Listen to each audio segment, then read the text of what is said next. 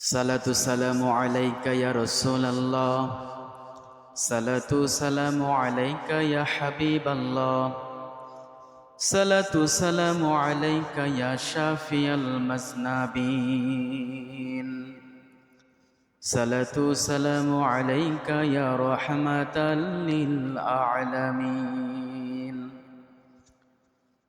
نحمده ونستعينه ونستغفره ونؤمن به ونتوكل عليه ونعوذ بالله من شرور أنفسنا ومن سيئات أعمالنا. من يهده الله فلا مضل له ومن يضلله فلا هادي له. ونشهد أن لا إله إلا الله وحده لا شريك له، ونشهد أن سيدنا ونبينا ومولانا محمدا عبد الله ورسوله الذي أرسله بالحق بشيرا ونذيرا وداعيا إلى الله بإذنه وسراجا منيرا. فقد قال الله تعالى في كلامه المجيد وفي فرقانه الحميد: أعوذ بالله من الشيطان الرجيم. بسم الله الرحمن الرحيم. إن الله وملائكته يصلون على النبي يا أيها الذين آمنوا صلوا عليه وسلموا تسليما. اللهم صل على محمد وعلى آل محمد كما صليت على إبراهيم وعلى آل إبراهيم إنك حميد مجيد. اللهم بارك على محمد وعلى آل محمد كما باركت على إبراهيم وعلى آل إبراهيم إنك حميد مجيد. আলহামদুলিল্লাহ। উপস্থিত, একটু আওয়াজটা বাড়িয়ে দেওয়া যাবে মহাজন সাহেব? গলায় লাগে জোরে কথা বললে। উপস্থিত, পবিত্র মহরম মাসের শেষতম জুমার সম্মানিত মুসলিম একরাম, আল্লাহর দরবারে শুকরিয়া জানাই যে আল্লাহ পাক রব্বুল আলামিন আমাদেরকে মসজিদে আসার বসার রবের গোলামি করার সুযোগ দান করলেন। শুকরিয়া আদায় করি, বলি আলহামদুলিল্লাহ। এটা মহরম মাসের শেষতম জুমা। আজকে মহরম মাসের 29তম তারিখ। কত তারিখ বলেন তো? 29 তারিখ। এই মহরম মাসের ৫মতম খুতবায় এসেছে দুনিয়াবি সকল কাজ কর্মের জন্য আল্লাহ পাক রব্বুল আলামিনের কাছে হিসাব দিতে হবে। আল্লাহ পাক রব্বুল আলামিন দুনিয়ার সমস্ত কাজ কর্মের জন্য আমাদের কাছে হিসাব গ্রহণ করবেন নাকি করবেন না? করবে, অবশ্যই করবে। এ বিশ্বাস আমাদের আছে না নাই? ফামাইয়া আমাল মিসকালা যাররাতিন খায়রান ইয়ারা ওয়া মাইয়া আমাল মিসকালা যাররাতিন শাররান ইয়ারা। একটা অনুপরিমাণ ভালো কাজ যদি বান্দা দুনিয়ার জমিনে করে, এর সওয়াব, এর প্রতিদান আমি রব তাকে কিয়ামতের ময়দানে দান করব। অনুরূপভাবে একটা অনুপরিমাণ গুনাহের কাজ যদি আমার বান্দা দুনিয়ার জমিনে করে, এর শাস্তিও আমি রব্বুল আলামিন কিয়ামতের ময়দানে তাকে দান করব। এই যে খায়রান ইয়ারা, উত্তম প্রতিদান, শাররান ইয়ারা, নিকৃষ্ট পানের প্রতিদান। অনু শব্দটা তাফসীরকারকরা বলেছেন অনুপরিমাণ। অনু বলতে কোন অনু? মাইক্রোসফট যন্ত্র দিয়ে এখন কিন্তু অনু যাচাই করা যায়। আপনারা জানবেন হয়তো। একটা বালুকণাকে জুম করে তাকে এত বড় বিশাল দেখানো যাবে, আপনি কল্পনাও করতে পারবেন না। এখন আধুনিক তথ্য প্রযুক্তি এতটাই উন্নত, একটা পিঁপড়া আছে না, পিঁপড়া, এই পিঁপড়াটাকে আপনার কাছে পাহাড় সমতুল্য বানিয়ে দেবে তারা। এতটা যন্ত্র বিজ্ঞানের কাছে এখন আছে। সেরকম করে আল্লাহ পাক রব্বুল আলামিন বলছেন, অনু মানে কোন অনু? সরিষার দানা তো আপনার চিনি নাকি? সরিষার দানা আমরা সবাই চিনি। তাফসীরকারকরা বলেন, একটা সরিষার দানাকে 70 ভাগ করলে যে পরিমাণ অংশ বের হয়, এটা একটা অনুপরিমাণ। এতটুক পরিমাণ ভালো কাজ কোনো বান্দা যদি তার অন্তরের মধ্যে লালন করে ফেলে, এর প্রতিদান আমি আল্লাহ পাক রব্বুল আলামিন দেব। কথাটা কার? আল্লাহ পাক বলেছেন। তো আমরা কোন সময় কোন নিয়তে কোন কাজ করি দুনিয়ার মানুষ হয়তো বুঝতে পারে না, কিন্তু মনের খবর জানে কে? আল্লাহ। আল্লাহ পাক রব্বুল আলামিন বলেন, ইয়াউমা ইয়াফিরুল মারউ মিন আখিহি ওয়া উম্মিহি ওয়া আবিহি ওয়া সাহিবাতিহি ওয়া বানি। আল্লাহু আকবার। আল্লাহ পাক বলছেন, দুনিয়ার মানুষরা কান খুলে শুনে রাখো, দুনিয়াতে তোমরা যে সম্পর্কে জড়িত আছো, যে মায়া, যে ভালোবাসা তোমাদের অন্তরের মধ্যে আছে, কিয়ামতের ময়দানে সমস্ত সম্পর্কগুলো আমি রব্বুল আলামিন কাট করে দেব, ক্যান্সেল করে দেব। আজ মায়ের প্রতি সন্তানের ভালোবাসা আছে না নাই? সন্তানের প্রতি মায়েরও ভালোবাসা আছে, স্বামীর প্রতি স্ত্রীর ভালোবাসা, স্ত্রীর প্রতি স্বামীর ভালোবাসা, বাবা সন্তানের ভালোবাসা, ভাই বোনের ভালোবাসা, এরকম করে দুনিয়াতে হাজারো সম্পর্ক আছে না নাই? এই যে মাইলস্টোন স্কুল জানেন আপনারা সবাই, ঢাকার মধ্যে উত্তরায় মাইলস্টোন একটা স্কুল বা কলেজ। এই কলেজের মধ্যে একটা বিমান বিধ্বস্ত হয়েছে, প্রশিক্ষণ বিমান। যিনি পাইলট ছিলেন তিনি নিজেও ইন্তেকাল করেছেন। আর সেই স্কুল থেকে অনেক অনেক ছাত্র নিহত হয়েছে। প্রায় 200 জনের কাছাকাছি ছাত্রী আহত, হসপিটালে ভর্তি আছে। আমি যতদূর লাস্ট খবর জেনেছি, প্রায় 20 জনেরও বেশি ইন্তেকাল করেছে। 33 জন, আলহামদুলিল্লাহ, 33 জন ছাত্র ছাত্রী ইন্তেকাল করেছে। এই ভাইজান খবর রাখে। কেউ কি জানে এই ঘটনাটা এভাবে ঘটবে? বলেন তো, কেউ জানে না। পাইলট নিজেও জানতো না যে আমি সেখানে গিয়ে বিধ্বস্ত হব, আমি নিজেও মরব, আর এই ঘটনাস্থলে অনেক মানুষ মারা যাবে। ভিডিওর মধ্যে দেখা যায় মা সন্তানকে জড়িয়ে ধরে হাউমাউ করে কান্না করে। ভালোবাসা আছে না নাই? ভালোবাসা আছে। কেউ সন্তানকে একেবারে হারিয়ে ফেলেছে, এমনও সন্তান আছে ওদের লাশটাও খুঁজে পাওয়া যায় নাই। এই যে ভালোবাসা, গত কয়েকদিন ধরে মাইলস্টোন স্কুলে একটা কান্নার রোল পড়ে গিয়েছে। মনে হচ্ছে এটা কিয়ামতের ময়দান।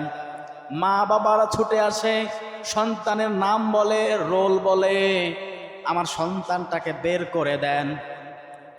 কি নির্মম দৃশ্য! কতগুলো বাচ্চা দুনিয়া থেকে বিদায় নিয়ে চলে গেল। আপনি হয়তো বুঝবেন না, আমি হয়তো বুঝবো না। চোখটা বন্ধ করে আপনার ওই ছোট্ট সন্তানের কথা মনে করেন, আপনার ওই নাতনিটার কথা মনে করেন, ভাতিজাটার কথা মনে করেন। যদি ওর জায়গায় থাকতো কেমন লাগতো আপনাকে আমাকে? সামলাতে পারতাম? পারতাম না। আল্লাহ পাক রব্বুল আলামিন এই কথাটাই বলছেন। এতগুলো গভীর সম্পর্ক, মা সন্তানের সম্পর্ক, মা সন্তানকে বাঁচাতে গিয়ে নিজের জীবনটা পর্যন্ত দিয়ে দেয়। এই হচ্ছে ভালোবাসা। আর আল্লাহ পাক বলছেন, আমি ভালোবাসাকে 100 টুকরা করলাম, আর 100 টুকরার 1 ভাগ ছিটে ফোটা দুনিয়ার মানুষকে বিলিয়ে দিলাম। এতটুকু ভালোবাসা পাওয়ার পরে আমরা একটা মানুষ অপর একটা মানুষের জন্য জীবন দিতে প্রস্তুত থাকি, ঠিক কিনা বলেন? জীবন দিতেও রাজি হয়ে যায়, এতটা ভালোবাসার প্রবণতা। আল্লাহ পাক বলছেন, ইয়াউমা ইয়াফিরুল মারউ মিন আখিহি, ওই কঠিন কিয়ামতের দিনে ওই ভালোবাসার মানুষগুলোকে দেখে এক একটা মানুষ ছিঁড়ে দৌড় মারবে। ইয়াফিরু, ছিঁড়ে দৌড়, দেখা মাত্রই দৌড়, কোনো কথা নাই। মাজা তুলে দৌড়। এরকম ভয় হয় না? যদি আমার পাশে একটা সাপ থাকে, হয়তো দেখা মাত্রই দৌড়, সেকেন্ড পরিমাণ টাইম দেব না। আল্লাহ পাক বললেন কিয়ামতের ময়দানে তার ভাইকে দেখে ভাই ছিঁড়ে দৌড় দেবে। কেমন একটা দিন হবে। ওয়া উম্মিহি ওয়া আখিহি, মা সন্তানকে দেখে দৌড় দেবে, সন্তান মাকে দেখে দৌড় দেবে। ওয়া আবিহি, বাবা সন্তানকে দেখে দৌড় দেবে, সন্তান বাবাকেও দেখে দৌড় দেবে। ওয়া সাহিবাতিহি ওয়া বানি, দুনিয়ার জমিনে যতগুলো সম্পর্ক আমরা স্থাপন করেছি, এই সম্পর্কগুলো সেদিন সবগুলো রব্বুল আলামিন কাট করে দেবে, রাখবে না। ওই দিনের কথা আল্লাহ পাক মনে করিয়ে দিচ্ছেন। ওই দিনের কথাটা স্মরণ করো, সেই দিন কি হবে। আল্লাহ পাক রব্বুল আলামিন ওই দিনের কথা স্মরণ করিয়ে দিয়ে বলছেন, রে বান্দা, ওই দিনের কথা স্মরণ করে দুনিয়ার জমিনে আমল করো, ইবাদত করো। ইবাদত করতে হবে কার?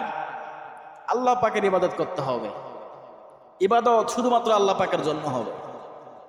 কারণ দুনিয়াতে আপনার আমল নিয়ে কেউ আপনাকে দেবে না। কিয়ামতের দিন কেউ কারো ভাগ নেবে না, কেউ কাউকে এতটুকু সাহায্য করার জন্য এগিয়ে আসবে না। চিন্তা করে দেখেন, শুধু তো আমরা ওয়াজ শুনি, তাফসীর শুনি, মনের খোরাক হয়ে গেছে এখন আমাদের, কণ্ঠ সুর সবগুলো মিলে যে শুনলেই ভাল লাগে। শুধু এমনটা না, আপনি চিন্তা করে দেখেন, চোখ বন্ধ করে একবার লক্ষ্য করে দেখেন, আমি যদি আজকে মারা যাই, আপনার কবরটা কোথায় আপনি এটাও নির্ধারণ করে রেখেছেন অলরেডি, ঠিক কি না? যে এখন যদি আমি মারা যাই, কোন কবরস্থানে আমাকে দাফন করা হবে, আমার ছেলেরা বলবে এটা, সমাজের লোক বলবে এটা। কিন্তু না, শেষ পর্যন্ত দেখা যাচ্ছে ওই যে কবরস্থানটা আছে, যৌথ কবরস্থান, ওইখানে ওই পাশে, ওই কবরের পাশেই আমার কবরটা হবে, ঠিক কি না? তো আমাদের কবরটা কোথায় আমরা এটাও বলতে পারি। যে রব্বুল আলামিন আমাদেরকে সৃষ্টি করলেন, সেই রব্বুল আলামিন আমাদেরকে কবর থেকে তুলতে পারে কি পারে না? মানুষের দেহের সবগুলো পচে গলে নষ্ট হয়ে যাবে, কিন্তু একটা হাড় আছে এই দিকে, সেটা মেরুদণ্ডের মধ্যে, ওই হাড়টা মানুষের কিয়ামত পর্যন্ত নষ্ট হবে না। ওই হাড়টা দিয়ে রব্বুল আলামিন মানুষদেরকে শনাক্ত করবে। সব পচবে গলবে, কিন্তু ওই হাড়টা পচবে না। ডাক দেওয়া হবে অমুক, অমুক ইবনে অমুক, পিতার নাম ধরে ডাক দেওয়া হবে সেই দিন, মায়ের নাম ধরে ডাক দেওয়া হবে। যেমন আব্দুল্লাহ ইবনে ওমর, মুহাম্মদ ইবনে আব্দুল্লাহ, মানে আব্দুল্লাহর পুত্র হচ্ছে মুহাম্মদ। বাবাদের নাম ধরে সন্তানদের কি করতে হবে? আল্লাহ পাক ডাক দেবে। এই জন্য যখন ছেলেদের নাম রাখা হয়, বাবাদের নামের সাথে নামের মিল রেখে নাম রাখাটা উত্তম, রাখলে ভালো হয়, ঠিক কি না বলেন? কারণ আমরা সবাই জানি আব্দুল্লাহ ইবনে মুহাম্মদ, আনাস ইবনে মালিক না, আনাসের পিতার নাম মালিক। আনাস কে ছিলেন? রাসূলের একজন বিখ্যাত সাহাবী ছিলেন। এই আনাসের বাবার নাম কি? মালিক, সবাই জানে। তো এরকম করে আল্লাহ পাক পিতাদের নামের সাথে তাদেরকে জড়িয়ে দেবে। অমুক তুমি আসো, ইয়াউমা নাদউ কুল্লা উনাসিম বিইমামিহিম। শুধু যে নাম ধরে ডাকবো তা নয়, এককভাবে নাম ধরে ডাকবো তা নয়, ওদের নেতা সহ তোমাদেরকে ডাক দেব। কি সহ ডাক দেবে? নেতা সহ ডাক দেব। হ্যাঁ অমুক, অমুকের পুত্র অমুক, আসম দুনিয়ার জমিনে কাকে নেতা মেনে নিজের জীবন চালিয়েছ, জবাব দাও। জবাব দেওয়া লাগবে। যদি নেতা ভালো হয়, এমনিতে পার করে দেবে কে? আল্লাহ পার করে দেবে। এখন আমাদের নেতা অমুক তমুক না, দুনিয়াতে যত নেতা আছে সবার ভিতরে পাপ আছে না নাই? মানুষের ভিতরে পাপ আছে না নাই? এই যে বর্তমান যা আছেন, ডক্টর ইউনূস বুকে হাত দিয়ে বলতে পারবে আমি জীবনে মিথ্যা কথা বলি নাই, জীবনে পাপ করি নাই, বলতে পারবে? জননেত্রী শেখ হাসিনা, সাবেক প্রধানমন্ত্রী, তিনি বলতে পারবেন বুকে হাত দিয়ে পাপ করি নাই। খালেদা জিয়া, তিনি বলতে পারবেন।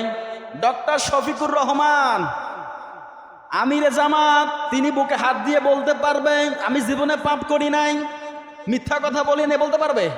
এমন কোনো মানুষ নাই এই কথা সে বলতে পারে, কারণ পাপ গোনা মুক্ত শুধুমাত্র নবী এবং রাসূলগণ আর ফেরেশতারা। নবী এবং রাসূল তারা পাপ মুক্ত, তাদের আগেও কোনো গুনাহ নাই, পরেও কোনো গুনাহ নাই। কিন্তু মানুষ হিসাবে আমরা যারা আছি, আদমের সন্তান হিসাবে যারা নবীদের উম্মত, আমাদের পাপ আছে, ঠিক কি না? পাপ আছে। আল্লাহ পাক এজন্য বলছেন, এমন নেতাকে সিলেক্ট করো যে নেতা তোমাদের আদর্শ হিসেবে দুনিয়ার জমিনে থাকবে। আর আমরা এমন নেতা বানিয়েছি, নেতার ভিতরের খবর আপনি আমি তো জানি না। আমাদের নেতা একজন মুহাম্মদ রাসূলুল্লাহ। মুহাম্মদ রাসূলুল্লাহ সাল্লাল্লাহু আলাইহি ওয়াসাল্লাম 10 বছর কোরআন দিয়ে যেভাবে মদিনা শাসন করেছেন, তামাম পৃথিবী শাসন করেছেন, ওই সনদে, ওই নিয়মে, ওই একই কোরআন দিয়ে যে নেতা আমাদেরকে ডাক দিবে, আমরা তাকে তার ডাকে সাড়া দেব। কথা বলেন ঠিক কিনা? ইয়াউমা ইয়ানাদউ কুল্লা উনাসিম বিইমামিহিম, ইমামিহিম, তোমাদের ইমামকে নিয়ে আসো। কে তোমাদের নেতা ছিল, তাদেরকে নিয়ে আসো। এখান থেকে একটা স্পষ্ট ধারণা পাওয়া যায়, যদি নেতা ভালো থাকে কপাল ভালো, আর যদি নেতা থাকে খারাপ, আমাদের প্রত্যেকেরই কপাল খারাপ। নেতা নির্বাচন করা তো সহজ নয়। আপনি নামের আগে ট্যাগ লাগিয়ে দিচ্ছেন, অমুক নেতা তমুক নেতা, অমুক ভাই তমুক ভাই, ফুলের মতো পবিত্র, অমুকের চরিত্র ফুলের মতো পবিত্র। এই কথা বলার আগে 100 বার ভাববেন কার বিরুদ্ধে, কার পক্ষে আপনি কি স্লোগান দিচ্ছেন। সম্মানিত হাজিরিন, আমি বোঝাতে চাচ্ছি এটা, কিয়ামতের ময়দানে রব্বুল আলামিন আমাদেরকে এইভাবে ডাক দেবে। কেউ কাউর পক্ষে কথা বলতে পারবে না, কেউ কাউকে সাহায্য করতে পারবে না, কেউ কারো জন্য কোনো শাফায়াত করতে পারবে না। রব্বুল আলামিন বলেন, শাফাআতুন ওয়ালা হুম ইউনসারুন, কেউ কারোর জন্য শাফায়াত করতে পারবে না। আমি রব্বুল আলামিন ওই দিন যাকে শাফায়াত করার হুকুম দান করব, অনুমতি দেব, তাছাড়া কেউ মুখ খুলতে পারবে না। মাকামে মাহমুদে আল্লাহর নবী মুহাম্মদ রাসূলুল্লাহ সাল্লাল্লাহু আলাইহি ওয়াসাল্লাম যেই দিন, ওই কঠিন মুসিবতের দিনে নবীরা বলবে ইয়া নফসি ইয়া নফসি, উম্মতরা বলবে ইয়া নফসি ইয়া নফসি, আল্লাহর নবী মুহাম্মদ রাসূলুল্লাহ মাকামে মাহমুদে সিজদায় পড়ে কান্না শুরু করে দেবে। সিজদায় পড়ে কান্না করবে, রব্বুল আলামিন, রব্বি হাবলি উম্মতি, রব্বি হাবলি উম্মতি, রব্বি হাবলি উম্মতি। মাবুদ, আমার উম্মতের কি হবে, আমার উম্মতদেরকে তুমি নিরাপদে পার করো। বলি আল্লাহু আকবার। এই নবী, সেই নবী আমাদের। আল্লাহ পাক রব্বুল আলামিন জিবরাইলকে পাঠিয়ে দেবে, যাও দেখো আমার বন্ধু কি বলে। জিবরাইল আসবে, ইয়া রাসূলুল্লাহ, ইয়া হাবিবাল্লাহ, কি হয়েছে আপনার বলুন। আল্লাহর নবী মাথা উত্তোলন করবে না, সিজদায় পড়ে চোখের পানি ফেলে কাঁদবে, ও রব্বি হাবলি উম্মতি, ও মাবুদ, আমার উম্মতের কি হবে, আমার উম্মতের ব্যাপারে ফায়সালা না দেওয়া পর্যন্ত আমি রসুল কিন্তু মাথা তুলব না। আল্লাহ পাক বলবে, হাবিব, দুনিয়ার জমিনে যখন আপনি টেনশনে পড়েছিলেন, যখন আপনি ক্লান্ত হয়ে পড়েছিলেন, হাবিব, যখন আপনি চিন্তিত হয়ে পড়েছিলেন, আমি রব্বুল আলামিন আয়াত নাজিল করে আপনাকে সান্ত্বনা দিয়েছিলাম, ইন্না আ'তাইনাকাল কাউসার। হে নবী, আপনাকে আমি কাউসার দান করলাম, অজস্র নিয়ামত আপনাকে আমি দান করেছি। কিসের টেনশন করেন আপনি, কিসের চিন্তা করেন আপনি? কাবার হাতিমে আল্লাহর নবী ঝিমিয়ে ঝিমিয়ে ঘুমাচ্ছিলেন। এই সূরাটার আয়াতের শানে নজুল 2টা পাওয়া যায়। এটা মক্কায় অবতীর্ণ হয়েছে, মদিনায় অবতীর্ণ হয়েছে। কাবার হাতিমে আল্লাহ রসুল এইভাবে হেলান দিয়ে ঝিমিয়ে ঝিমিয়ে ঘুমাচ্ছে, চিন্তায় পড়ে গেছে কি করবে। আল্লাহ পাক রব্বুল আলামিন ওই সময় আয়াত নাজিল করে দিয়েছেন, ইন্না আ'তাইনাকাল কাউসার। হে নবী, আমি আপনাকে নিয়ামত দান করেছি, অজস্র নিয়ামত। এই কাউসারের ব্যাখ্যা কমপক্ষে 10টা, 10টাকে ভাগ করবেন কমপক্ষে 100টা, অর্থাৎ নিয়ামতে ভরপুর কাউসার। আমি আপনাকে কাউসার দান করেছি, কিসের চিন্তা করেন? আল্লাহর নবী হঠাৎ করে জাগ্রত হয়ে একটা মুস্কি হাসি দিলেন সাহাবীদের সামনে। সাহাবীরা জিজ্ঞেস করে, ইয়া রাসূলুল্লাহ, ইয়া হাবিবাল্লাহ, একটু আগেই তো দেখলাম আপনি টেনশনে ছিলেন, এমন কি হলো হঠাৎ করে আপনি আমাদের দেখে মুস্কি হাসি দিলেন? আল্লাহর নবী বলেন, ও আমার সাহাবীরা, আল্লাহ পাক মাত্রই আমার উপর নেয়ামতের ঘোষণা দিয়েছেন। অজস্র নেয়ামত আমার মাবুদ আমাকে দান করেছে। আল্লাহ পাক বলবেন, হাবিব, দুনিয়ার জমিনে যখন আপনি টেনশনে ছিলেন, যখন আপনার মন খারাপ ছিল বড় হাবিব, আমি আয়াত নাজিল করে জিবরাইলের মাধ্যমে আপনাকে আমি সান্ত্বনা দিয়েছি। ও নবী, মাকামে মাহমুদে সিজদায় পড়ে কান্না করেন, আমি রব্বুল আলামিন সহ্য করতে পারি না। আমার বন্ধু, কি চান, কি চাচ্ছেন আপনি বলেন, যা দোয়া করবেন আমি রব্বুল আলামিন তুমি নবীর দোয়া কবুল করে নেব বলে আল্লাহু আকবার। আল্লাহ পাক রব্বুল আলামিন মাথা তোলেন, আল্লাহর নবী বলবে, রব্বি হাবলি উম্মতি, রব্বুল আলামিন আমার উম্মতের কি হবে, আমার উম্মতেরকে তুমি নিরাপদে পার করো। আল্লাহ পাক বলবেন, হাবিব মাথা তোলেন, যাক যতগুলো ইচ্ছা, যত উম্মত আপনার ইচ্ছা, তাদেরকে নিয়ে জান্নাতে প্রবেশ করেন বলে আল্লাহু আকবার। আল্লাহর নবী মুহাম্মদ রাসূলুল্লাহ তার সমস্ত উম্মতদেরকে নিয়ে জান্নাতে প্রবেশ করবে। এখন এখানে একটা সূক্ষ্ম বিষয় আছে, কি? আল্লাহর নবী তার উম্মতদেরকে নিয়ে জান্নাত প্রবেশ করবে। এখন আপনি আর আমি এই উম্মতের লিস্টে আছি নাকি যাচাই করা দরকার আছে না নাই? আপনি আর আমি কি উম্মতের লিস্টে আছি? আল্লাহর নবী বলেন, মাল্লাম ইয়ারহাম সগীরানা ওয়া লাম ইউক্কির কাবীরানা ফালাইসা মিন্না, মুত্তাফাকুন আলাইহি। মিশকাত শরীফের হাদিস, আন আবি হুরায়রা রাদিয়াল্লাহু তাআলা আনহু হতে হাদিসটা বর্ণিত। আল্লাহর নবী বলেন, যারা ছোটদেরকে স্নেহ করে না, ওয়ালাম ইউক্কির কাবীরানা, আর বড়দেরকে সম্মান করে না, আমি রসুল বললাম ফালাইসা মিন্না, ওটা আমার উম্মত না। আর যদি রসুলের উম্মত হতে না পারি, রসুলের সামনে যাইতে পারবো? গভীর চিন্তা। আল্লাহ পাক রব্বুল আলামিন রসুলকে অনুমতি দেবেন, রসুল তার উম্মতদেরকে নিয়ে জান্নাতে চলে যাবেন। এখন আপনি আর আমি ওই লিস্টে আছি নাকি দেখা তো লাগবে নাকি? আপনি আর আমি উম্মতের লিস্টে আছি তো নাকি? এখন আছি নাকি এবার মিলিয়ে দেখেন। আল্লাহ রসুল বলেন, যারা ছোটদেরকে স্নেহ করে না, ভালোবাসে না। ছোট কারাম, ছোটদের সাথে দুর্ব্যবহার করা যাবে? কথা বলেন। মনে করেন আপনার দোকানের একজন কর্মচারী, সে আপনার অধীনে চলাফেরা করে, অর্থনৈতিক দিক থেকে সে আপনার থেকে ছোট। কথা বলছেন না কেন? ছোট না? আপনি যাকে কাজের জন্য নিলেন, কয়েকজন কিষানকে আপনি ভাড়া করে নিলেন, আপনার জমিতে ফসলগুলো বাড়িতে এনে দেবে। তার মানে আপনি যে শ্রমিকগুলোকে নিয়েছেন, সে আপনার থেকে ছোট। কথা বলেন ঠিক কিনা? অর্থনৈতিক দিক থেকে আপনার থেকে ছোট, ক্ষমতার দিক থেকে, শক্তির দিক থেকে আপনার থেকে যে ছোট, ওই লোকগুলোকে ভালোবাসার সম্মান দেওয়া দরকার আছে না নাই? অথচ মেরে খায়, ডিরেক্ট মেরে খায়, খারাপ ব্যবহার করে, বাজে ব্যবহার করে। আমি ঢাকা শহরে দেখেছি, আমার এক ভাইয়ের আর ভাই, ও আর্মিতে নাকি বিডিআরএস কাজ করে, চাকরি করে, কারো সাথে গরম দেখাইতে পারে না। শেষমেশ একটা রিক্সাওয়ালার সাথে গরম দেখাচ্ছে, বলে আমাকে চিনিস তুই? আমি সরকারি লোক, বিডিআরে চাকরি করি, বেশি কথা বলিস মানে যা এখান থেকে। লোকটা হয়তো ছোট, টাকার পাওয়ার নেই, ক্ষমতার পাওয়ার নেই, কথা বলতে পারে না, রিক্সাটা ঘুরিয়ে আস্তে করে চলে যায়। আপনি কিসের পাওয়ার দেখালেন তার সাথে? হয়তো আপনার টাকা আছে, ক্ষমতা আছে। আপনার টাকা থাকতে পারে, ক্ষমতা থাকতে পারে, প্রধানমন্ত্রী হতে পারেন।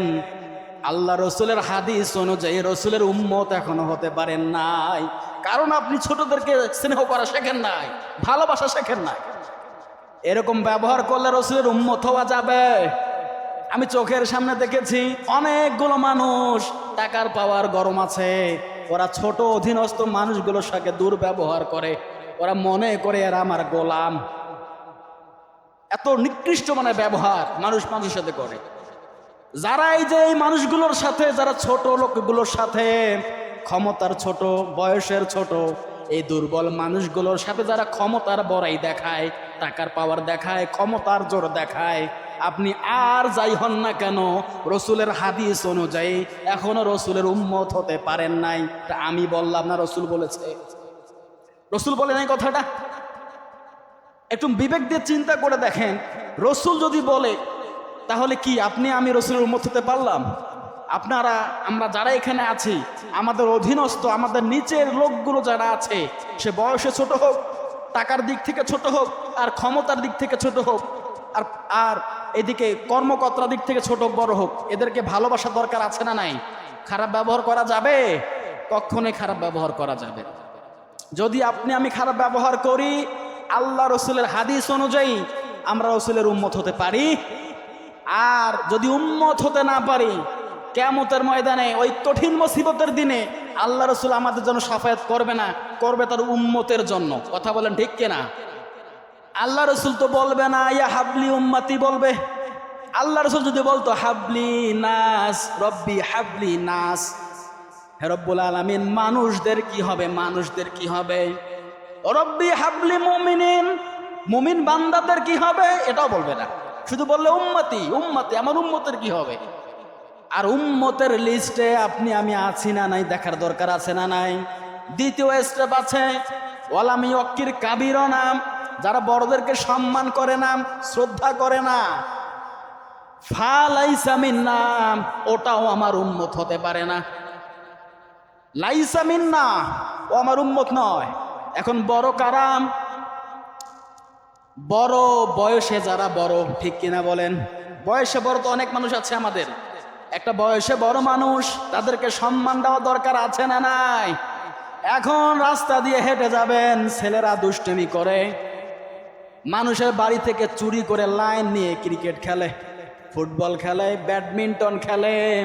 যদি ভয়ে বলেন এ তোমরা কি করছো, মানুষের ফসল নষ্ট করছো, ওই লোকটা ভয়ে কথা বলতে পারে না, কারণ গেলে না কি জানি কি বলে ফেলে, সম্মান হারানোর ভয়ে এটাও বলতে পারে না, কারণ এই বাচ্চাগুলোর ভিতরে তো এই জ্ঞানটা নাই। ঠিক কিনা বলেন? ওরা বড়দেরকে সম্মান দেওয়া শেখে নাই। একটা প্রতিবাদ করতে যাবেন, আপনাকে সম্মান না দেওয়ার কারণে অপমান করে ফেলবে, এরকম ভয় মুরব্বীদের আছে না নাই? আছে, আছে, আমি জানি এটা আছে। আল্লাহ রসুল বলে যারা বড়দেরকে সম্মান করে না, ফালাইসা মিন্না, ওটা আমার উম্মত না। এখন এই বড় সেক্টর আছে, মনে করেন আমি এখানে বসে জুমার নামাজ পড়াই, ঠিক কিনা বলেন? ইমাম, এটা রসুলের চেয়ার, এটা যাত্রার চেয়ার না, এটা কার চেয়ার বলেন তো? রসুলদের চেয়ার, সাহাবিদের চেয়ার। এই চেয়ারে বসে রসুল পুরা পৃথিবী, মদিনা সনদ তিনি শাসন করেছেন, তিনি মক্কা শাসন করেছেন এইখানে বসে। এই যে মেহরাব, মেহরাব মানে কি বলেন তো? মেহরাব মানে যেমন তেমন জায়গা না, শুধু কোরআন রাখবেন মেহরাবের মধ্যে তা না। মেহরাব শব্দের শাব্দিক অর্থই হচ্ছে অস্ত্র রাখার জায়গা, বম রাখার জায়গা, বন্দুক রাখার জায়গা, তীর রাখার জায়গা, তরোয়ার রাখার জায়গা। এই জায়গা থেকে পুরা পৃথিবী শাসন হবে। কথা বলেন ঠিক কিনা? আল্লাহ রসুল এই জায়গা থেকে মদিনা শাসন করেছেন, মক্কা বিজয় করেছেন। হযরত ওমর রাদিয়াল্লাহু তাআলা আনহু, যিনি খলিফা ছিলেন, শুকনা শাকনা একটা মানুষ, অর্ধেকটা পৃথিবী তিনি শাসন করেছেন। বলি আল্লাহু আকবার। এই মসজিদ থেকে তিনি শাসন করেছেন। সম্মানিত হাজিরিন, এই যে আমি এখন ইমাম, আমি যদি কোনো সঠিক কথা বলি, কোরআন হাদিসের পক্ষে ন্যায়ের কথা বলি, যদি আপনার আমার বিরুদ্ধেও যায়, আপনার ভালো লাগলেও মেনে নেওয়া লাগবে, না লাগলেও মেনে নেওয়া লাগবে। কথা বলেন ঠিক কিনা? যদি মেনে না নেন, আপনি ইমামকে অনুসরণ করলেন না। কারণ পাওয়ার দিক থেকে নয়, মর্যাদার দিক থেকে আপনারাই আমাকে এখানে বসিয়ে দিয়েছেন। তার মানে আপনাদের থেকে এই চেয়ারটার মূল্য বেশি, সে আপনার বড়। কথা বলেন ঠিক কিনা? যদি আমি বড় হওয়ার পরে আমার এই সত্য কথাগুলো, কোরআনের কথাগুলো আপনাদের পক্ষে যাক আর বিপক্ষে যাক, যদি মানতে না পারেন, আপনি আমাকে সম্মান দিতে পারলেন না। রসুলের হাদিস অনুযায়ী আপনি আমি রসুলের উম্মত হতে পারিনি এখনো। সূক্ষ্ম চিন্তা করলে অনেক কিছু হয়ে যায়। সম্মানিত হাজিরিন, আল্লাহ পাক রব্বুল আলামিন দুনিয়াতে আমাদেরকে পাঠিয়েছেন ইবাদত বন্দেগী করার জন্য। এ রসুলের উম্মত আগে হওয়া লাগবে। রবের বান্দা হওয়া দূরে কথা, আগে উম্মত হন। রসুলের উম্মত হতে পারলে একদিন না একদিন রসুল আমাদেরকে শাফায়াত করে তার উম্মতের লিস্টে আমাদেরকে রেখো জান্নাতে ঢুকবে গিয়ে। বলি আল্লাহু আকবার। উম্মত হওয়ার দরকার আছে না নাই? এর জন্য আমরা সবাই বড়দেরকে সম্মান দেব, ছোটদেরকে স্নেহ করব। এটা রসুলের হাদিস। রসুল বলেছেন যে এই হাদিসটা আমল করবে সে আমার উম্মত, সে আমার কি উম্মত। আর যারা বড়দেরকে সম্মান করবে না আর ছোটদেরকে স্নেহ করবে না সে আমার উম্মত হতে পারে না। আল্লাহ পাক রব্বুল আলামিন আমাদের সকলকেই রসুলের খাঁটি উম্মত হওয়ার তৌফিক এনায়েত করুক, সকলে বলে আমিন। আল্লাহ পাক রব্বুল আলামিন আমাদের সকলকেই কোরআন এবং হাদিসের সহিহ বুঝ দান করুক। ইহদিনাস সিরাতাল মুস্তাকিমের পথে আল্লাহ পাক যেন আমাদের জীবনটাকে কবুল করে নেয়, সকলে বলে আমিন। আমা তৌফিক ইল্লা বিল্লাহ।